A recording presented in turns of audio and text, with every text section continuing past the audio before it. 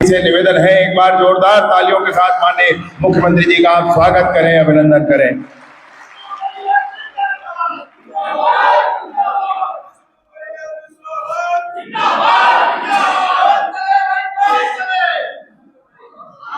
भारत मां के लाल चले।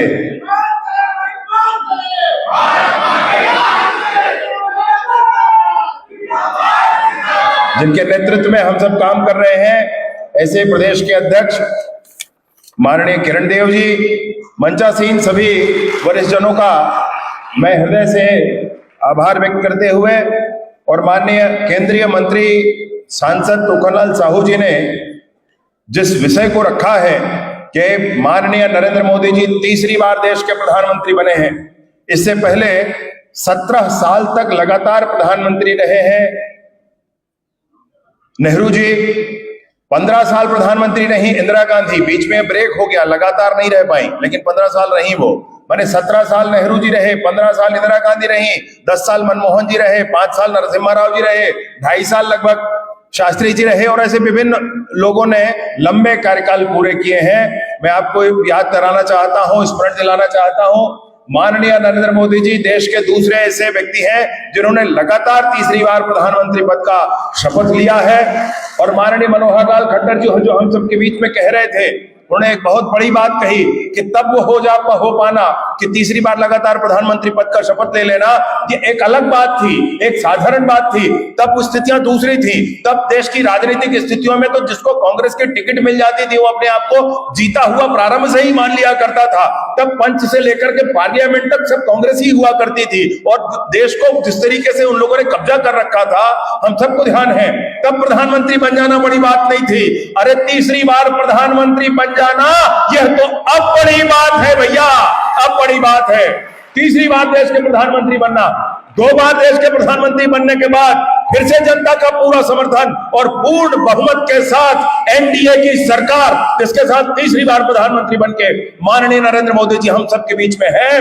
मैं उनका हृदय से आभार करता हूं, हृदय से अभिनंदन करता हूं, सारे इस कार्य समिति की तरफ से उनका स्वागत करता हूं, अभिनंदन करता हूं।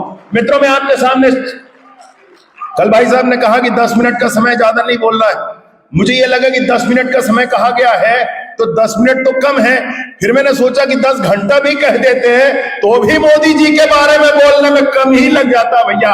ये उनके सरकार के संदर्भ में 1947 में भारत आजाद हुआ था। आप देख लें, 67 साल से देश में सरकारें चली, 67 ईयर्स की सरकारें चली, उसमें क्या काम हुआ मैं कुछ आंकड़े एकत्रित करके आपके लिए लाया हूं। और उसके बाद 10 साल की सरकार में क्या चमत्कार हुआ, वो सरकार थी कि चमत्कार थी, समझने की आवश्यकता होगी। आपको एक बात बताना चाहता हूं, अभी हमारे छत्तीसगढ़ में बड़ी परेशानी होती थी, ट्रेनें रद्द हुआ करती थी, लोग कहते थे कि यार ट्रेन इतना रद्द हो रहा है, क्या बात हो गई। आपको ध्यान दिलाना चाहता हूं कि सन 1950 में रेल विभाग में जो उसका रेवेन्यू जनरेशन होता था वो 88% फ्रेट से होता था, इससे होता था, मालगाड़ी से, माल के ढोने से होता था, माल के किराए से होता था 88%। और 2014 में ये घट करके हो गया था 18%। 2014 में घटकर हो गया था 18%। अब 2025 में ये फिर से, 2024 में फिर से 25% हुआ है। रेलवे डिपार्टमेंट का जो रेवेन्यू है वो माल वाहन से कितना हुआ, तो 1950 में 88% था, वो कम होते होते 2014 में 18% हो गया, और अभी 2024 में ये फिर 25% हुआ है। एक डेडिकेटेड फ्रेट कॉरिडोर बना है कलकत्ता से लेकर के पालघर महाराष्ट्र तक, और वो उसका बीच पड़ता है छत्तीसगढ़ में, जिसका बड़ा लाभ छत्तीसगढ़ को आने वाले समय में होने वाला है। माननीय मुख्यमंत्री जी उस दिन योजना कर रहे थे कि छत्तीसगढ़ में किस तरीके से ये फ्रेट कॉरिडोर आएगा, बन करके तैयार हुआ है, और आने वाले समय में कैसे हम यहां से वहां तक लॉजिस्टिक्स पूरा डेवलप इसके माध्यम से कर सकते हैं। तो वो जो फ्रेट कॉरिडोर बना डेडिकेटेड, यानी कि उस लाइन पर अब सिर्फ और सिर्फ मालगाड़ियां ही चला करेंगी, अब यात्री गाड़ियां उस लाइन पर नहीं चलेंगी। ये बहुत बड़ा परिवर्तन हुआ है हमारे देश में। इससे कितने बड़े बड़े परिवर्तन माननीय नरेंद्र मोदी जी ने किए हैं। आपको एक और बात ध्यान दिलाना चाहता हूं, जब 2014 में पूरे भारत के ब्रॉडगेज जितने रोड हैं उसका 22,000 किलोमीटर का इलेक्ट्रिफिकेशन हुआ था। 2014 में 22,000, 67 साल की सरकार में 22,000 किलोमीटर का इलेक्ट्रिफिकेशन, जो ऊपर विद्युत लाइन से चलने वाली होती है, 22,000 किलोमीटर का हुआ था। अब यह 63,000 किलोमीटर है। आश्चर्य है भाई, मैं बताऊंगा आपको। अब यह 63,000 किलोमीटर, 10 साल में 44,000 किलोमीटर, 10 साल में 44,000 लगभग किलोमीटर। और उससे पहले 67 सालों में जो हुआ उसका दोगुना काम करके भी इस सरकार 2 बार की मोदी जी की सरकार ने दिया है। मैं आपको एक बात और ध्यान दिलाना चाहता हूं। सन 2014 तक नेशनल हाईवे बनता था, तो वो नेशनल हाईवे बनता था 7 से 9 किलोमीटर प्रतिदिन की रफ्तार से, 7 से 9 किलोमीटर प्रतिदिन की रफ्तार, 8 से 11 किलोमीटर प्रतिदिन की रफ्तार से। अभी 2014 में नेशनल हाईवे बनता है लगभग 28 से 31 किलोमीटर प्रतिदिन की रफ्तार से, 28 से 31 किलोमीटर। 2014 में और 2024 में कितना बड़ा फर्क है, ये फर्क एक बार देखने और समझने के लायक है। आपको ध्यानपूर्वक बताना चाहता हूं कि एयरपोर्ट तब ऑपरेशनल 2014 में थे 74 और अभी हैं 148, लगभग डबल। 67 साल में 74 और 10 सालों के अंतर्गत फिर से 74 बन के 148 एयरपोर्ट सब ऑपरेशनल है हमारे देश में। एक बड़ा परिवर्तन है। विश्वविद्यालयों की संख्या तब हुआ करती थी 341 नए विश्वविद्यालय 2014 से 23 के बीच में बने। सागरमाला हमने बहुत सुना है, सागरमाला के माध्यम से आपको बताना चाहता हूं, पूरे देश में 12 एयरपोर्ट थे, जिसमें 6,000 किलोमीटर से अधिक का हमारा रेल ये है समुद्र तट है। उस समुद्र तट में सिर्फ 12 पोर्ट हुआ करते थे। अब उन 12 पोर्ट्स के साथ साथ 200 और पोर्ट हैं जो ऑपरेशनल है हमारे देश में। 200 और पोर्ट्स हैं। उन पोर्ट्स के माध्यम से एक्सपोर्ट अब शुरू हुआ है, इंपोर्ट के भी काम उसके माध्यम शुरू हुए हैं। मैं आपको बताना चाहता हूं कि IIT, Indian institute of technology जैसी संस्था हमारे देश में 2014 में 15 की संख्या में हुआ करती थी। आज यह 2024 में 23 है, 23। एम्स, हमारे रायपुर का एम्स है, हमको ध्यान है कितना बड़ा है ये एम्स, कितना बड़ा है। ऐसी संस्थाएं जो हमारे भारत में 2014 में 6 हुआ करती थी, आज इनकी संख्या 21 है, 21। हर साल 2 एम्स की दर से भारत में एम्स बना हुआ है।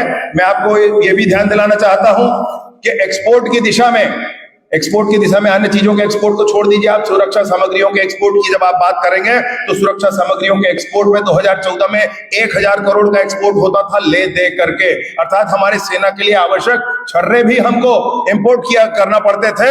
और 2024 में जब आज हम खड़े हैं, हम मिसाइल एक्सपोर्ट करने वाले देश हैं दोस्तों, मिसाइल एक्सपोर्ट करने वाले। ब्रह्मोस मिसाइल का एक्सपोर्ट कर रहे हैं, फिलीपींस उसका पहला खरीदार हुआ है। हम अब मिसाइल एक्सपोर्ट कर रहे हैं। बहुत सारी चीजों पर जब बैन हो गया तो प्राइवेट लोग पार्टीज ने और गवर्नमेंट की कंपनीज ने बनाना शुरू किया है। ऐसा गजब का काम हमारे 2 साल की सरकार में हुआ है। मैं आपको निवेदन पूर्वक कहना चाहता हूं, इसमें बहुत सारे आंकड़े लेकर आया हूं, लेकिन समय कम है, उस पर फिर कभी चर्चा कर लेंगे। परंतु कुछ बातें आपको ध्यान में लाना जरूरी है, उसको आप मैं एक बार कहना चाहता हूं आपसे। हमारा देश 1947 के बाद से लेकर के आज तक 370 के दंश झेलता रहा है। हम सब ऐसी बैठकों में आकर के हमेशा नारे लगाया करते थे कि अनुच्छेद 370 धोखा है और कश्मीर बचा लो मौका है, या 370 के संदर्भ में जितने भी नारे लगाते हैं, वस्तुतः मैं आपसे कहना चाहता हूं कि वो सारे नारे नहीं थे, वो हमारे संकल्प हुआ करते थे। हमने बार बार अपने संकल्पों को दोहराए और हमने बड़ी सरकार बनाई दिल्ली में। भारतीय जनता पार्टी के कार्यकर्ताओं ने दिल्ली में बड़ी सरकार बनाई और 370 जो हमारे हृदय का विषय था, हमारे हृदय में चुभा हुआ शूल था, उस शूल कर निकाल कर फेंक दिया। 370 के अधिकतम प्रावधान खत्म करके जम्मू कश्मीर का पुनर्गठन कर दिया। ये भारतीय जनता पार्टी की सरकार ने की, भाजपा के कार्यकर्ताओं के ताकतवर की, माननीय नरेंद्र मोदी जी के नेतृत्व में हुआ है। मैं आप सबको इस बात के लिए बधाई देना चाहता हूं, उनको भी इस बात के लिए बधाई देना चाहता हूं। उत्तर पूर्व के राज्यों में क्या हुआ करता था हमको अच्छे से ध्यान है, किस तरीके से हम सोचा करते थे कि इतना अलगाववाद वहां है। आज सारा अलगाववाद समाप्त हो चुका है। उत्तर पूर्व के सारे राज्य अब प्रगति के दिशा में अग्रसर है। हमको ध्यान है, हमको हमेशा बताया जाता था कि दक्षिण के राज्य ऐसे हैं, वो हिंदी नहीं जानते हैं, उनको इनसे मतलब नहीं है, उनसे 18% वोट मिला है तमिलनाडु की चुनाव में भारतीय जनता पार्टी को।